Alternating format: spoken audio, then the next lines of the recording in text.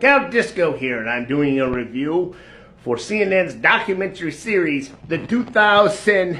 This is episode 4, entitled Trump, the Disruptor. Okay, this episode kind of surprised me. I thought it was going to be part of this Hillary Clinton pity parade, where they're bemoaning and whining about why Hillary Clinton lost the 2016 presidential election, but instead it focused on why Trump had won. That's the perspective they were going with, the winner. I mean, it makes sense, that they would treat her like a second or third rate character in this story because she's Adlai Stevenson. She lost, so who wants to hear about Adlai Stevenson when we can talk about Eisenhower? Okay, so they get into the 2016 election and they talk about why Donald Trump had won.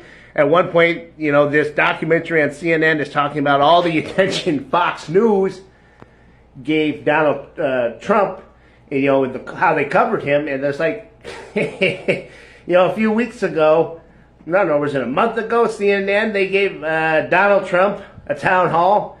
They basically think he's going to lead America into the Fourth Reich. He'll be the absolute fascist if he wins, and they're going to give him a town hall where they let him select the audience, and no one could boo. And here they are whining about how Fox News was giving Donald Trump all this coverage. Well, I mean, it's true, but still kind of funny coming from them. Anyway, there's this one point where they had this commentator, and he's talking about how Trump won because he went to these people in the red states and how he tapped into this perceived notion they had that their lives weren't going the way they wanted them to. Things were bad for them, and it was because of these liberal elites. And I can't help thinking, no, when you just said perceived notion, I think that's why people don't trust, these commentators, because it wasn't perceived to them. Their lives weren't going too well. Now, is that because of some liberal elites? Maybe, maybe not. But the moment you start saying perceived notion, you're telling these people they can't think this or that. They're not going to think too fondly of you. Anyway, that's the election. Trump wins, and then you talk about the first 3 years of his administration that took place in, of course, the 2010s. So you get things like his Muslim ban. You get him trying to blackmail the Ukrainians into giving him dirt on Joe Biden in his first impeachment. You'll get him firing Comey, who, for some reason in this episode, is treated like a hero. In the last episode, that Comey was a piece of shit. But now, he's this guy who stood up to Trump and got fired. Politics for you.